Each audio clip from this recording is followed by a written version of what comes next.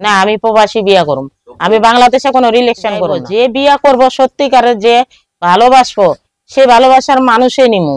মানুষের সত্য মিথ্যা আছে না, কেউ কথা বলতে যায়, কেউ টাকা লাগিয়ে যায়, কেউ মনে করেন মজা নিতে যায়, সেটা তো করা যাইবো না। কারণ আমি বলছি যে আমি টাকা পয়সা কিছুই চাই না, আমি চাই একটা ভালো মানুষ। টাকা দিয়ে কি করব? টাকা তো টাকা দিতে সুখ নাই। মজা নিবেন না, কি করবেন? আমি বন্ধু হিসাবে নিমু, কথা বলুম, যদি সে ভালো লাগে তাহলে বিয়ে শাদী করব। আর যদি মজা নিবেন না বলেন, হাসলেন কেন? হ্যাঁ, কথা হয়েছে যদি কেউ বিয়া করি যদি বলে, অনেকে তো কইব যে বিয়া করি যদি প্রবাস নিয়ে যাইতে চায় আমি তা যামু, এখনো আমার হাত আছে, রথ আছে, শক্তি আছে, আমি চলে যামু।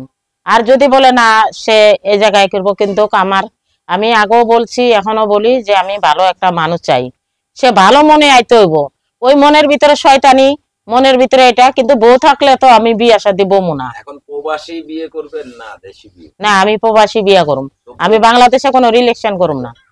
এই যে আপনার কথার আমি একটা প্যাচ বললাম, ধরেন বললেন যে মজা নিবেন না, বিয়ে করবেন।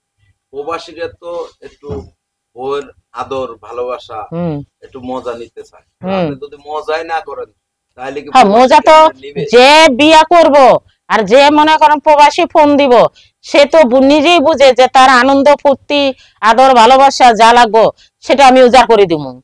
তো যে মনে করেন দায়িত্ব নিব না আর যে ভালোবাসবো না, সে ওজাটা যদি ফোন দিয়ে আমারে ডিস্টার্ব করে, সেটা তো হয় না।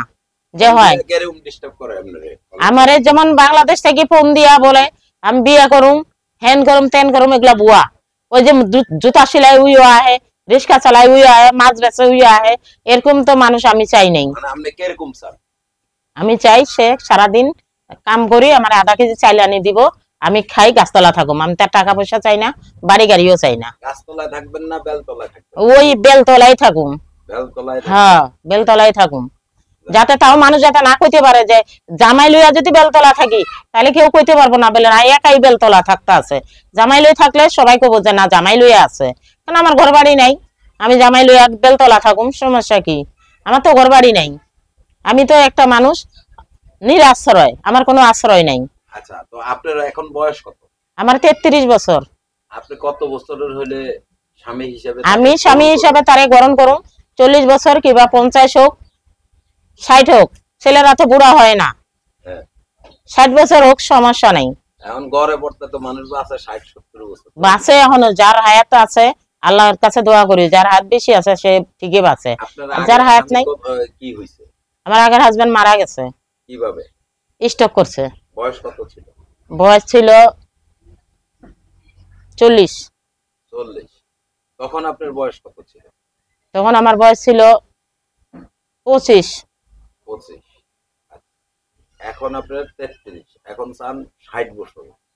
তো 60 বছরের বৃদ্ধর কাছে আসলে কি পাবে? তার সেবা করুন, তার সেবা করি যদি আমি মরতে পারি তাও তো ভালো। তার তো সেবা আবার মেয়ে করবো না, তার সেবা পোলার বউ করবো না, তার তো বউয়ে করবো সেবা।